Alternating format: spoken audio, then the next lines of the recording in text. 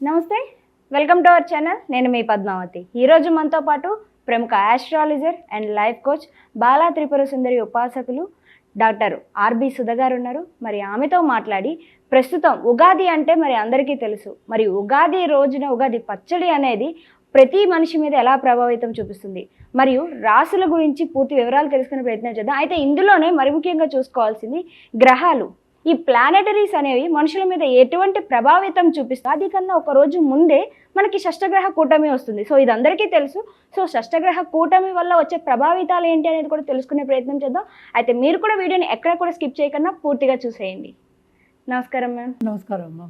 Ma'am, actually Ugadi శుభాకాంక్షలు మీకు కూడా ముందుగా. మీకు విశ్వవసు నామ సంవత్సర ఉగాది శుభాకాంక్షలు మీకు ప్రేక్షకులు. మ్యామ్, ఇప్పటి వరకు కూడా మనకి న్యూ ఇయర్ వచ్చినప్పటికీ కూడా క్రోధినామ సంవత్సరమే నడిచింది. అయితే ఇప్పుడు శ్రీ విశ్వావసు నామ సంవత్సరం సందర్భంగా మనం ముందుకు సాగుతాం ఉగాది నుంచి. అయితే ఈ సంవత్సరం ఏ ఏ రాశుల వరకు ఎటువంటి ప్రభావితం చూపిస్తుంది, ముఖ్యంగా మాట్లాడాలంటే ప్లానెటరీస్ మన మనుషుల మీద ఎక్కడో ఉన్న గ్రహాలు మనకు అనుకూలం చూపిస్తాయని అనేది మనకి పెద్దలు చెప్తూ ఉంటారు. సో ఇవన్నీ కూడా మనకి ఎక్కడ ఏ గ్రహం ఉంది, అది ఏ ఏ రాశి మీద ఎలా ప్రభావితం చూపిస్తుంది అంటారు? తప్పక ఫస్ట్ ఎప్పుడైనా మన రాశి ఫలితాలు మాట్లాడుకున్నప్పుడు మనం గోచారం మాట్లాడుకుంటాం.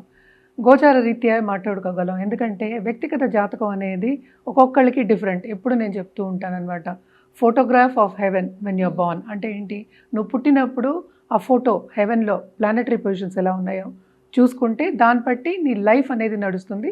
దాన్ని బట్టి మన ప్రెడిక్షన్స్ అనేవి ఇస్తాం. అలాగే గ్రహాలు అనేవి మూవ్ అవుతూ ఉంటాయి. మనం ఎక్కడ ఏంటి నిల్చునే లేదు, లైఫ్ కూడా అంతే, మూవ్ అవుతూనే ఉండాలి, ఒక చోట కూర్చోలేము. సో మూవ్ అవుతూ ఉన్నప్పుడు మనకి తెలుసు 9 ప్లానెట్స్ ఉన్నాయి, 12 మనం భావాలు అంటాం, రాసులు అంటాం. ఎప్పుడు రాశి ఫలితాలు చెప్పినప్పుడు మనం రాసులు తీసుకుంటాం అనమాట. దాన్ని మనం భావాల కింద కూడా తీసుకుంటూ ఉంటాము.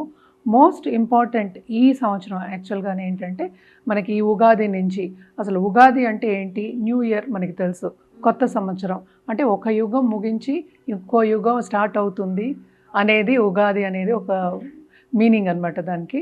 బట్ మోస్ట్ ఇంపార్టెంట్ ఏంటంటే ఇవి సోలార్ ఎక్లిప్సెస్ 2 వెళ్ళిపోతున్నాయి.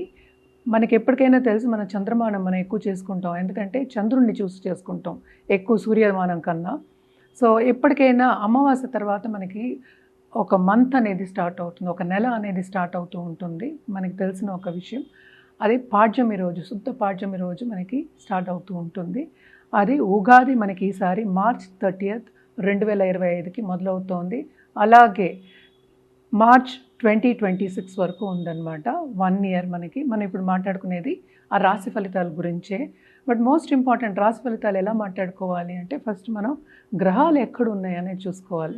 అది చూసుకోకుండా ఎలా ప్రెడిక్షన్స్ ఇస్తాము. చాలామంది ఉత్తిని ఫోన్లు చేసి అడిగేస్తూ ఉంటారు, అంటే మాది ఈ రాశి మాకు ఇది చెప్పేయండి అండి. రాశి బట్టి మనం చెప్పగలం కొన్ని, కానీ అన్ని గ్రహాలని మనం తీసుకోవాలి, ఎక్కడున్నాయో పొజిషన్స్ తీసుకుని ఎలా పొజిషన్ ఉన్నాయో, ఎలా మాట్లాడుతున్నాయో ఒక గ్రహాలకి, అంటే ఎలా కలయిక ఉందో అవన్నీ చూసుకున్న తర్వాతే మనం ఒక రాశి ఫలితం అనేది, ఒక ఫలితం అనేది ఆర్ ప్రెడిక్షన్ అనేది చెప్పగలం. సో మోస్ట్ ఇంపార్టెంట్ ఈ ఇయర్ ఏమవుతుంది అనేది చూద్దాం. మ్యామ్, మీనరాశి వారికి ఉగాది నుంచి ఉగాది వరకు చూసుకుంటే కనుక ఎటువంటి ఫలితాలు కనిపిస్తున్నాయి, దాంతోపాటుగా ఎటువంటి పరిహారాలు చేసుకోవాలంటారు వీరు ఈ సంవత్సరం అంతా కూడా?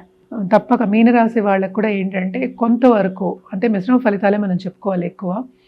ఈ సంవత్సరం గురించి మనం అంటే 12 నెలలు అందరికీ తెలిసిన ఒక విషయం. నెక్స్ట్ మార్చ్ వరకు మనం మాట్లాడుకుంటున్నాము. ఈ రాశికి అధిపతి ఏంటంటే 3వ ఇంట్లో సంచారం జరుగుతోంది, అంటే గురువు సంచారం. ఆయన మేలో ఏమో మనకి మిథునానికి వెళ్ళిన తర్వాత వీళ్ళకి బాగుంటుంది. అంటే బాగుంటుందంటే అసలు ఏంటి అంటే కెరియర్లో వాళ్ళకి ఆపర్చునిటీస్ అనేది వస్తాయి.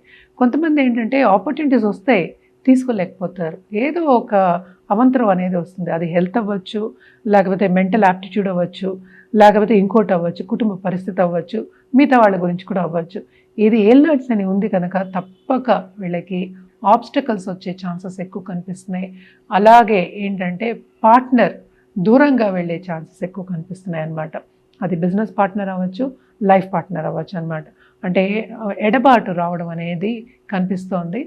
ట్రావెలింగ్ ఇండస్ట్రీలో ఉన్నవాళ్ళు, టూరిజం ఇండస్ట్రీలో ఉన్న వాళ్ళకి మాత్రం చాలా బాగుంటుంది.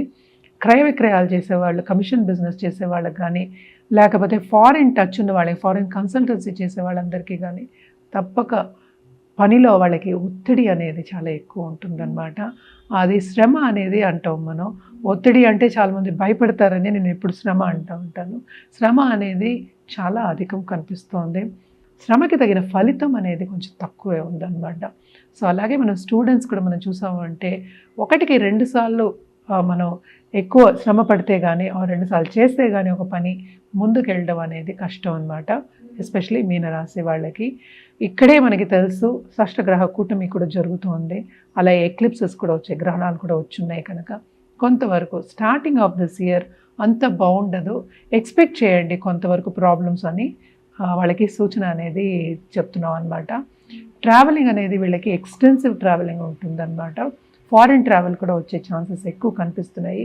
అండ్ ఆల్సో ఏంటంటే నిరుద్యోగులు ఉంటే కూడా ఉద్యోగ అవకాశం వస్తుంది, కానీ వాళ్ళకి తగిన ఇది కానీ రాబడి కానీ లేకపోతే ఇన్కమ్ కానీ లేకపోతే జాబ్ కానీ వాళ్ళు చదువుకున్న దానికి తగిన జాబ్ రావడం కానీ కొంతవరకు కష్టం అవుతుందన్నమాట. తప్పక ఆపర్చునిటీస్ అన్నీ ప్లెంటీ ఉంటాయి, తీసుకోవడం అనేది కొంచెం ప్రాబ్లమాటిక్ ఉంటుంది. అలాగే మార్పిడి కూడా ఎక్కువ కనిపిస్తుంది, స్థాన చలనం అనేది ఎక్కువ కనిపిస్తుంది అనమాట. అలాగే second half of this year అంటే మనకి చూసామంటే రాహు దిగిన తర్వాత కొంతవరకు వీళ్ళకి ఓరట అనేది కలుగుతుంది. అండ్ రాబడి కూడా కొంతవరకు ఎక్కువ అవుతుంది. ఏంటంటే మనం ఒక పనిని తీసుకుని సక్రమంగా నిర్వహిస్తే కానీ మనకి రాబడి అనేది రాదు కదా.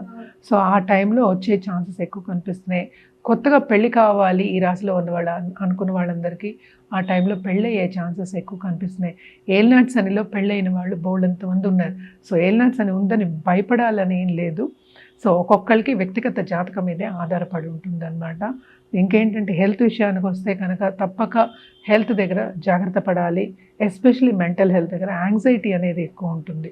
ఎందుకంటే ఒత్తిడి నేను ఇందాక చెప్పినట్టు ఎక్కువ ఉంటుంది కనుక ఇవన్నీ జాగ్రత్తగా కాపాడు. ఎందుకంటే అన్నిటికన్నా మనకి ఎక్కువ ఏంటి, హెల్తే ఎక్కువ, both mental health and physical health.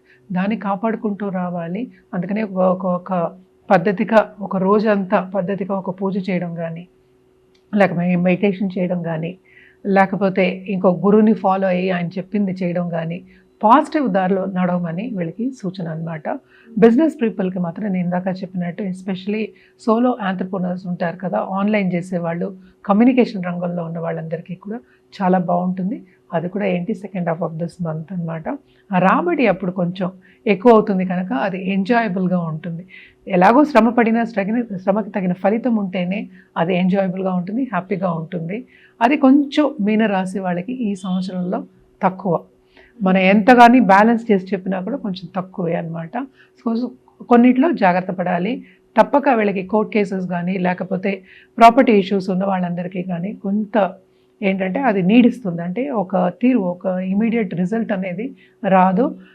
అనుకున్నది కూడా వచ్చే ఛాన్సెస్ లేవు అనమాట ఈ సంవత్సరంలో. రెమెడియల్ మెషర్స్కి వచ్చామంటే తప్పక వీళ్ళు శని కాళ్ళే పట్టుకోవాలి. ఎందుకంటే శని గ్రహము ఈ రాశికి మూవ్ అయి ఉన్నారు March 29 కదా. సో తప్పక శని కాళ్ళు పట్టుకోవాలి అంటే కనుక ఫస్ట్ హనుమాన్ చాలీసా చదువుకోవడం. హనుమంతుడికి నిత్యం పూజ చేయొచ్చు. హనుమాన్ చాలీసా వీళ్ళకి ఎప్పుడు ఈ రాశి వాళ్ళకి ఎస్పెషల్లీ 11 times చేయమని చెప్తానమాట. అలాగే ఏంటంటే సుందూర పూజ చేసుకోవడం కానీ లేకపోతే ఆకు పూజ చేసుకోవడం కానీ శనివారం వెళ్ళి అలాగే నవగ్రహ దర్శనం చేసుకోవడం కానీ చాలా చాలా మంచిదన్నమాట.